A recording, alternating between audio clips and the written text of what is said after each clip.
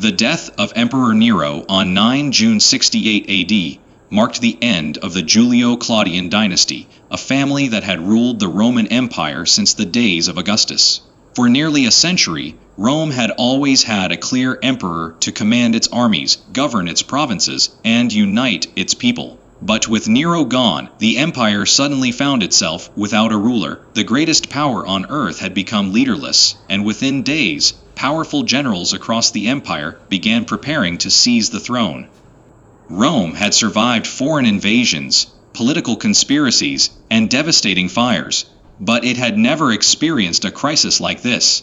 Every Roman governor who commanded a large army now realized that the imperial throne could be his. Loyalty quickly disappeared, replaced by ambition. Soldiers no longer fought only for Rome, they fought for the generals who promised them wealth, promotions, and victory. The fate of the empire was no longer decided inside the Senate.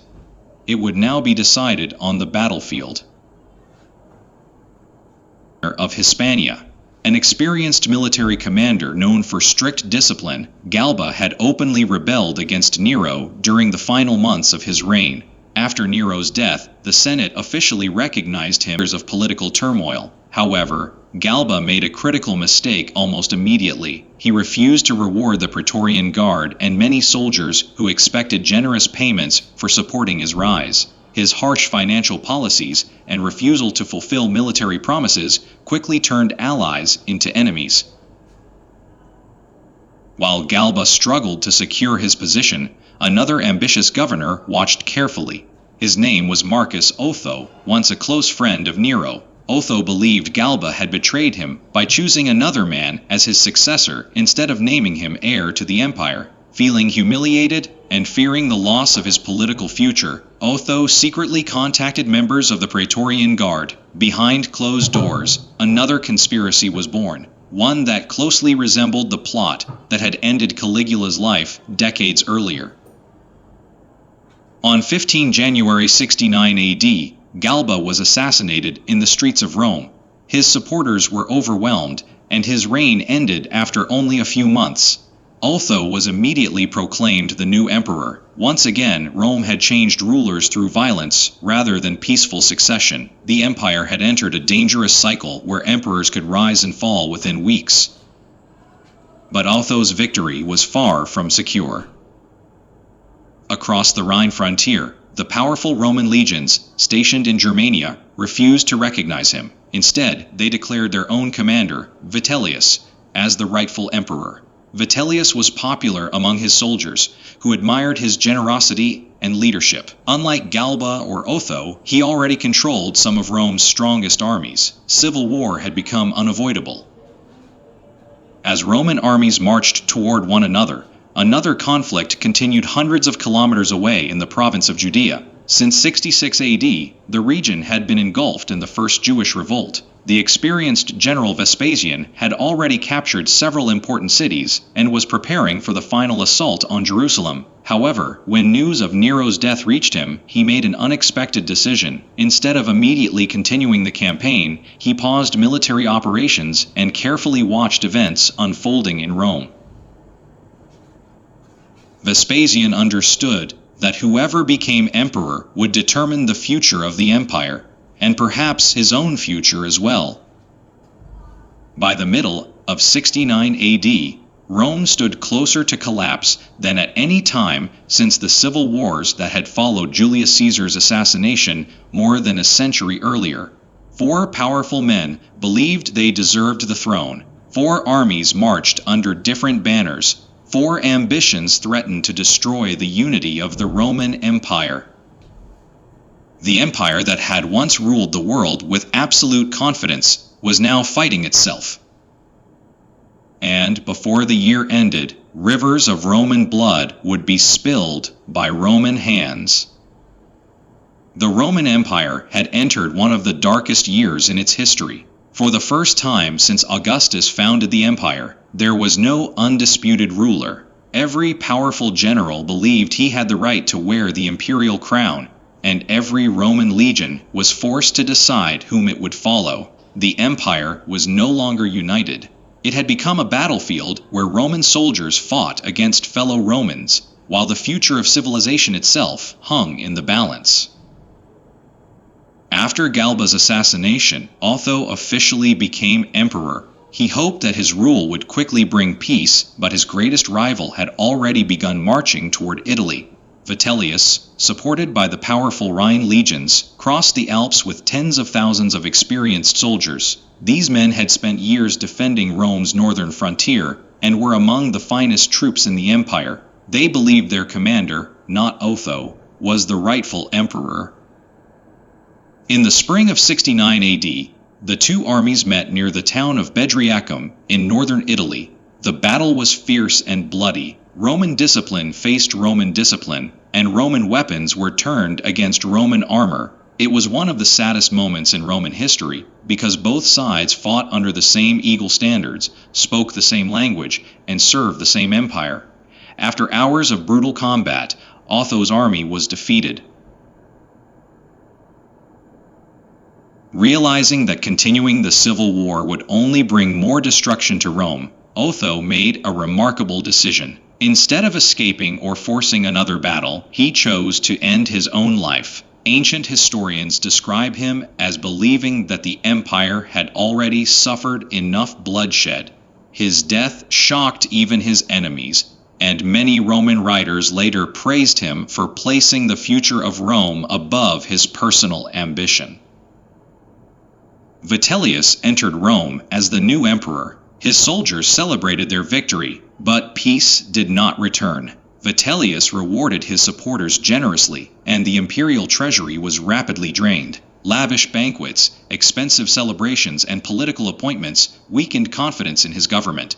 Meanwhile, far away in the eastern provinces, another man had begun receiving messages from governors, generals, and senators.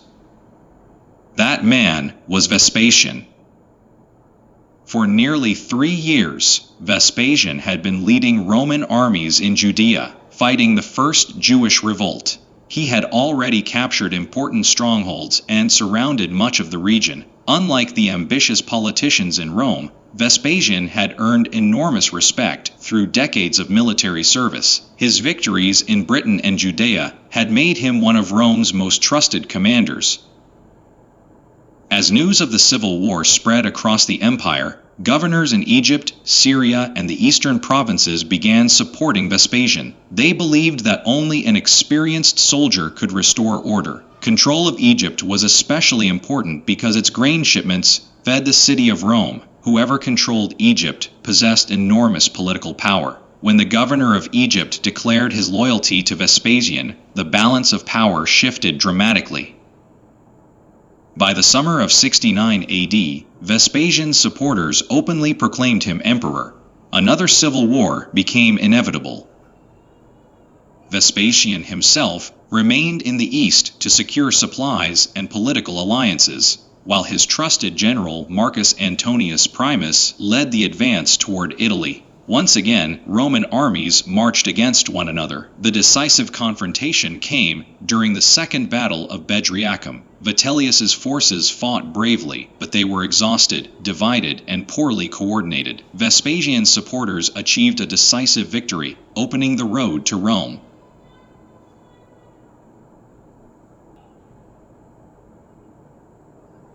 On the Capitoline Hill, the most sacred temple in Rome, was destroyed during the fighting. Its destruction shocked the Roman people, who saw it as a terrible omen for the empire. Eventually, Vitellius was captured by Vespasian's soldiers. Ancient historians record that he was dragged through the streets of Rome before being executed. His death ended the brief reign of the third emperor that year. At last, in December 69 AD, the Senate officially recognized Vespasian as Emperor of Rome. The terrible year of the 4 emperors had finally come to an end. Yet, although Rome had gained a new ruler, one of the empire's greatest challenges was still unresolved. In Judea, the rebellion continued, and the holy city of Jerusalem remained under the control of the rebels. Vespasian now faced a difficult decision. As emperor, he could no longer personally command the campaign. Instead, he entrusted the final assault to his son, Titus, one of Rome's most capable generals. Neither Titus nor the defenders of Jerusalem knew that the coming siege would become one of the most devastating events of the ancient world. It would change the history of the Roman Empire, reshape the future of the Jewish people, and leave behind mysteries and debates that continue to this day. With Vespasian now firmly established as emperor in 69 AD, the Roman Empire finally emerged from one of the bloodiest civil wars in its history. 3 emperors had fallen within a single year. Thousands of Roman soldiers had died fighting their own countrymen, and confidence in the empire had been badly shaken. Yet one major conflict still remained unfinished. In the eastern province of Judea, the Jewish revolt continued with extraordinary determination. The rebels had fortified Jerusalem, believing that the holy city could never be conquered. For Rome, however, leaving the rebellion alive was not an option.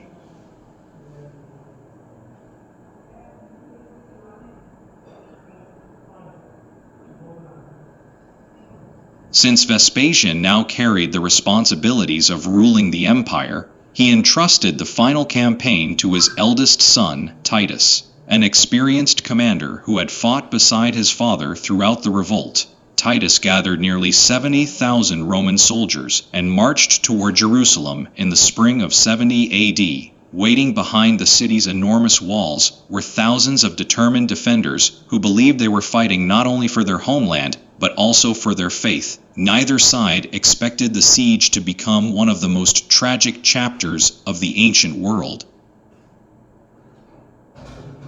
Jerusalem was among the strongest fortified cities in the region. Massive walls surrounded the city, while steep valleys provided natural protection. Rather than launching a reckless assault, Titus ordered his engineers to surround Jerusalem completely. Roman troops built camps, defensive walls, and watchtowers to cut off every possible escape route. No food, supplies, or reinforcements could enter the city. The siege had begun. As weeks turned into months, conditions inside Jerusalem became unbearable. Ancient historian Josephus, who witnessed many of these events, described terrible famine, disease, and internal fighting among different Jewish factions trapped inside the city. Families struggled to find food, while rival groups fought each other even as the Roman army waited outside the walls. Although some of Josephus's accounts are debated by modern historians, there is little doubt that the suffering inside Jerusalem reached unimaginable levels. Outside the city, Roman engineers demonstrated why their army was considered the greatest military force of the ancient world. Huge battering rams pounded the walls day and night. Siege towers rose above the defenses, allowing archers to fire into the city. When one section of the wall collapsed, Roman legionaries stormed forward in disciplined formations, only to face fierce resistance from defenders who refused to surrender. Every street became a battlefield. Finally, after months of relentless fighting, Roman forces broke through the last defenses. In 70 AD, Jerusalem fell. During the final assault, the Second Temple, the spiritual heart of the Jewish people, was destroyed by fire. Ancient sources disagree on exactly how the fire began. Some claim Roman soldiers acted against Titus's orders, while others believe the destruction became unavoidable during the chaos of battle. Whatever the truth, the temple burned to the ground, bringing an end to a sacred place that had stood for centuries. Its destruction remains one of the most significant events in Jewish history. With Jerusalem under Roman control, the rebellion was effectively broken, although a few isolated strongholds continued resisting. The victory brought enormous wealth back to Rome.